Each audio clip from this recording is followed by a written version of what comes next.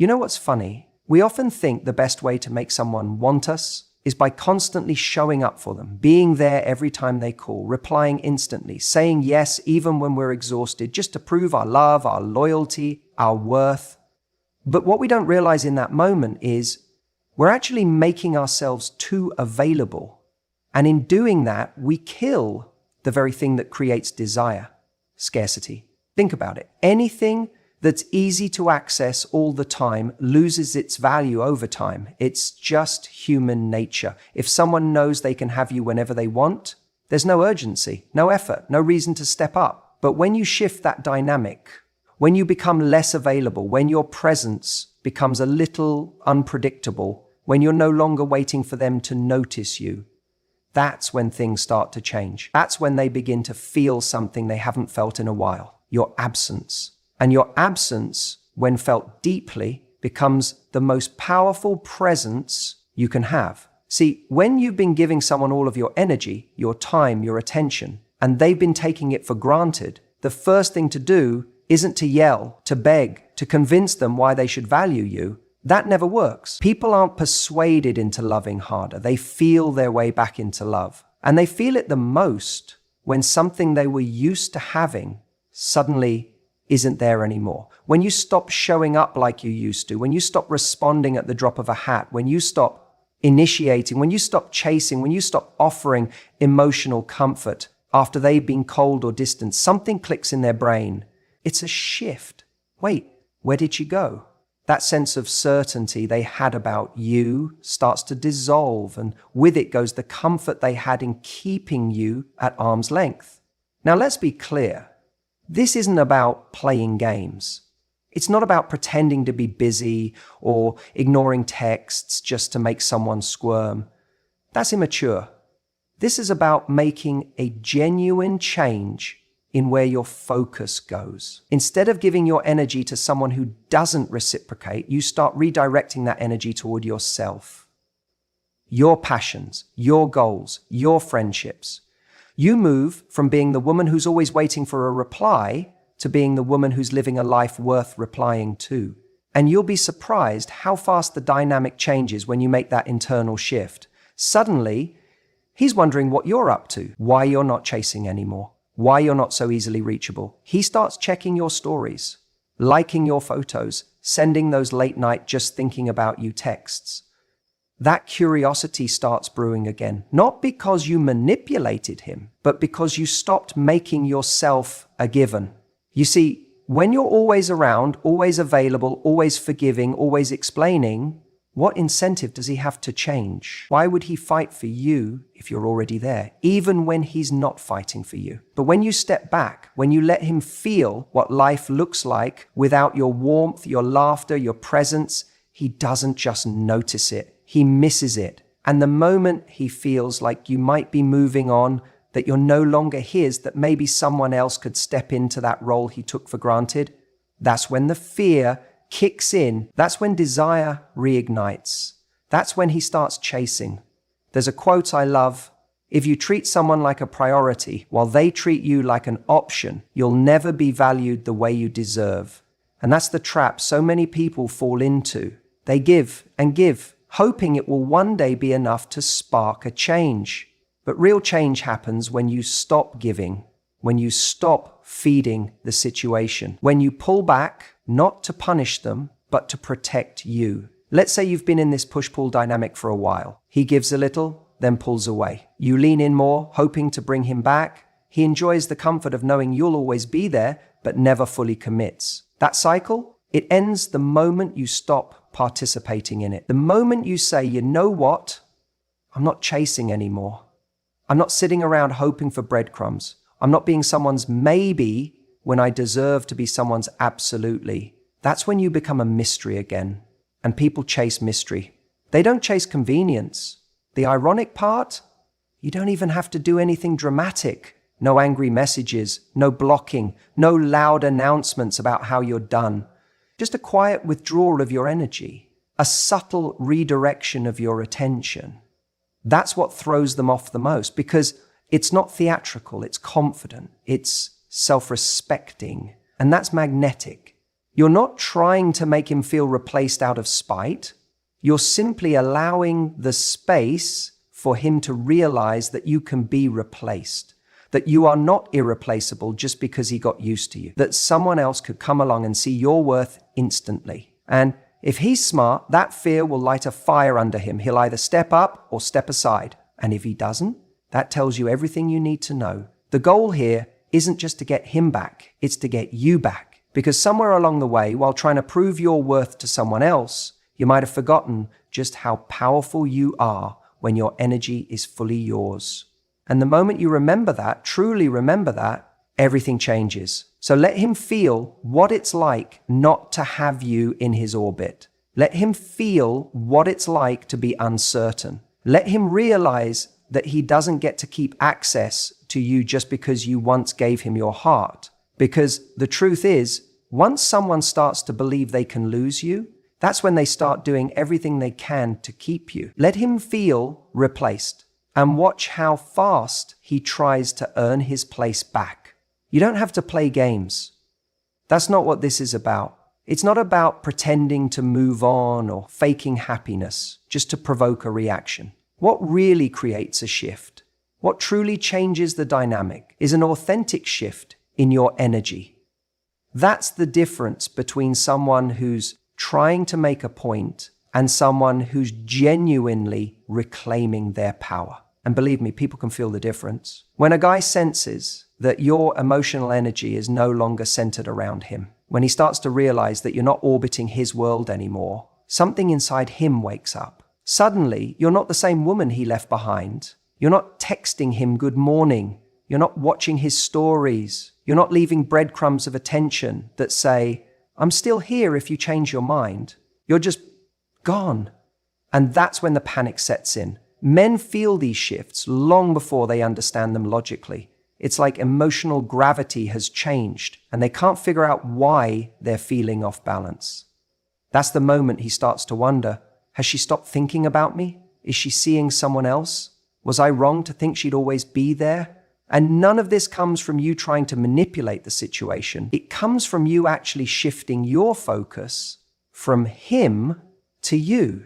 You see, when you were emotionally invested in him, he could feel it, even if you weren't saying it out loud. Maybe it was in the way you lit up when he messaged, or the way you were always ready to meet him on his terms. Maybe it was in your availability or how you'd put things on hold for the chance of being with him. But the moment that stops, the moment your energy pulls back, it sends a very different message. One he wasn't expecting. And let me be really clear about something. That energy shift is not about withholding love or becoming cold. It's about redirecting your attention to the one person who truly deserves it, you. It's about choosing not to pour your energy into someone who hasn't proven they're ready to receive it. It's not revenge. It's realignment. When a man realizes that you're no longer emotionally chasing him, he starts to feel the consequences of his action. Before, there was comfort, there was security in knowing you were there. Now, there's uncertainty. And uncertainty, when it hits the heart, becomes motivation. Motivation to act, motivation to change, motivation to step up. Here's where most people go wrong. They think they need to show him they've moved on. They post pictures, try to make him jealous, try to prove a point. But that's not a real shift in energy. That's still seeking a reaction from him. That's still living in response to what he's doing. And the second you make him the target of your healing journey, you've already given him the power again. The real power comes when your life becomes bigger than him, when your thoughts aren't consumed by what does he think, but instead, what do I want? When your days aren't filled with replaying past conversations, but with creating new ones. With friends, with passion, with purpose. That's the energy shift. It's when he's no longer the center of your emotional universe, not because you're mad or hurt, but because you've evolved. And here's the beauty in it. You don't have to announce it. You don't have to explain yourself. When someone feels that they're no longer the priority in your life, they just know. It's in your tone. It's in your timing. It's in the fact that you're not chasing anymore. You've stopped chasing clarity, stop chasing closure, stop chasing him altogether. That's when he feels the loss, not because you punished him, but because you let go. That letting go, that's what makes him sit up straight. That's what makes him rethink. It's not the drama, it's not the confrontation, it's the calm in you that unnerves him. It's the peace in you that makes him question why he doesn't have that same peace anymore. It's the fact that you're not needing anything from him, that you've become full on your own. That's magnetic, because when you shift your energy, you become the one in control, not of him, but of yourself. You no longer respond to crumbs because you're no longer hungry for someone who's not feeding your soul. You've raised the bar, not because you wanted to force him to meet it, but because that's just the new standard now. And whether he rises to it or not becomes irrelevant because you've already risen. This is where he starts to chase, not because you wanted him to, but because he realizes that the version of you he took for granted is gone. And the new version, she's not waiting for him to catch up. And that fear of being replaced, that's the catalyst. That's what makes him wonder if he still has a place in your life, if he still matters, if there's still a window open. That fear, if he truly cares, will light a fire in him. And if it doesn't, then he was never your match. But here's the key. None of this works if the energy shift isn't real. You can't pretend to move on while secretly watching his every move. You can't say you're done while holding on to hope with both hands. The energy shift only works when it's authentic, when you finally accept that you deserve more, when your happiness no longer hinges on his return, but on your own return to yourself. So don't shift your energy to make him feel replaced. Shift it because you're finally ready to replace the version of yourself who waited with the version who chose herself. That's when everything changes. You don't need to send long, emotional texts. You don't need to write paragraphs explaining how hurt you are, how much he messed up, or how badly you wish things had been different. In fact, you don't even need to say anything at all. Silence speaks louder than anything you could possibly write. See, when someone pulls away from us or starts taking us for granted, our natural instinct, especially when we care, is to try to convince them to come back. We want to remind them what they're losing. We want to tell them how we feel, how much they hurt us, how much effort we put in, and how they're just throwing it all away. But the truth is, the more we talk, the less they listen. When you're constantly available, constantly reacting, constantly explaining, it gives the other person comfort. Even if things aren't perfect between you, they still know you're there. They feel your emotional presence. They know you still care. And ironically, that comfort becomes the very thing that stops them from realizing what they're about to lose. But the second that energy disappears, the second you go quiet, not in a petty, cold shoulder way, but in a genuinely calm, detached, self-respecting way, it hits differently. That silence doesn't say, I'm angry. It says, I'm not going to beg for something I deserve. And that energy, it's haunting. People remember silence because it leaves space for reflection, space for realization. It forces them to fill in the blanks with their own thoughts. And you know what? Those thoughts are usually far more powerful than anything you could have said. Because now, instead of reading a message from you trying to win them back, they're sitting in the quiet, wondering why you're not chasing them, wondering if you've moved on, wondering if someone else is filling the space they left behind. And here's the part they really can't stand. When you stop reacting, they lose control. As long as you're reacting, whether it's through anger, sadness, pleading, or even passive-aggressive messages, they still feel connected to you. They still feel like they matter. But when that reaction stops, when you go silent, they start to panic. Suddenly, they realize they don't know what's going on with you. Are you hurt? Are you healing? Are you with someone new? Have you completely cut them out of your life? That mystery becomes maddening. Silence isn't about playing games. It's not about manipulation. It's about alignment. Aligning with your self-worth. When someone disrespects your value or makes you feel like a backup plan, the most powerful response is to step back, not shout louder. Not everything deserves your words. Sometimes the best message is no message at all. And don't get it twisted. Going silent isn't easy, especially when your heart is still attached, especially when you want closure, or feel like if you just explain one more time, maybe they'll finally get it. But if they cared enough, they would have already understood without needing the essay. They would have shown up before you had to convince them. So instead of filling that silence with desperate noise, fill it with self-respect, with growth, with peace.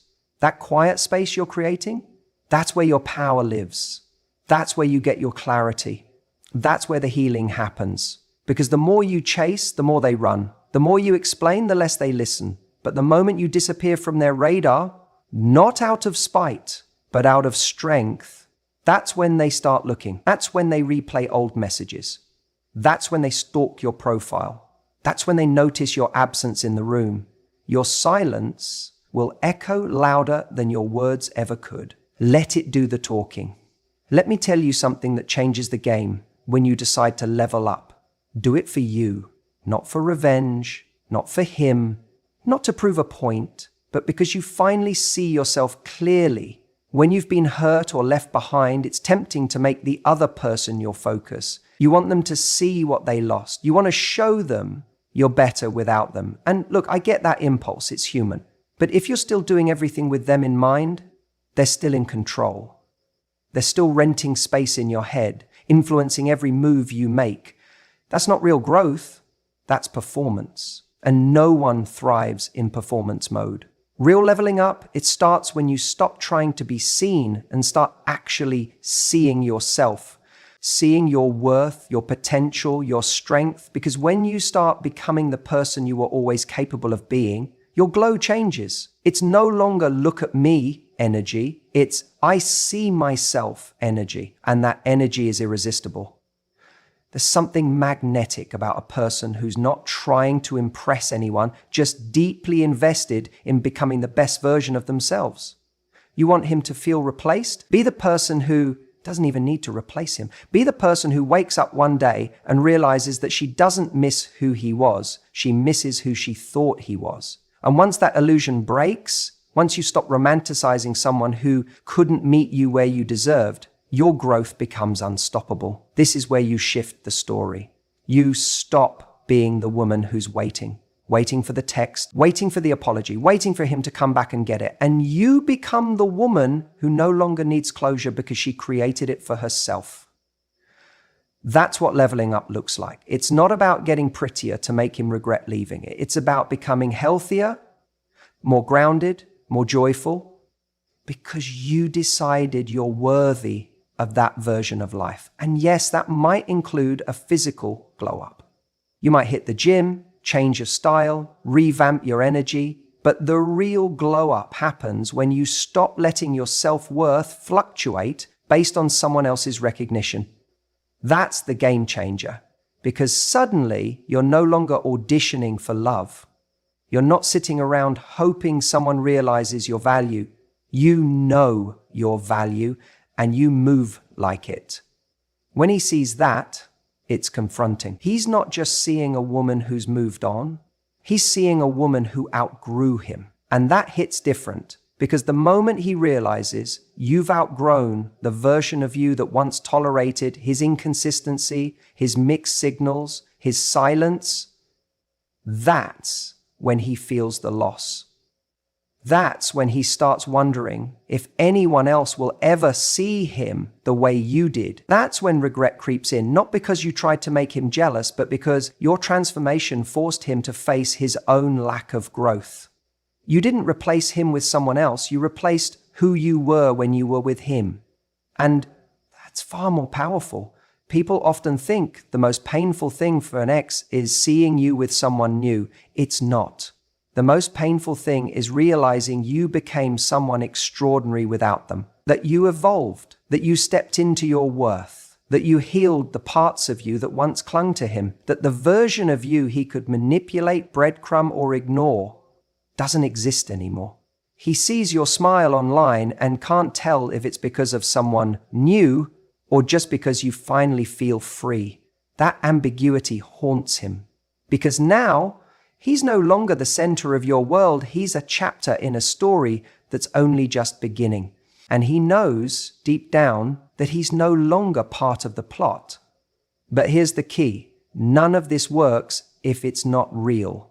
If your glow up is just a mask, a curated highlight reel to make him feel something, he'll sense that.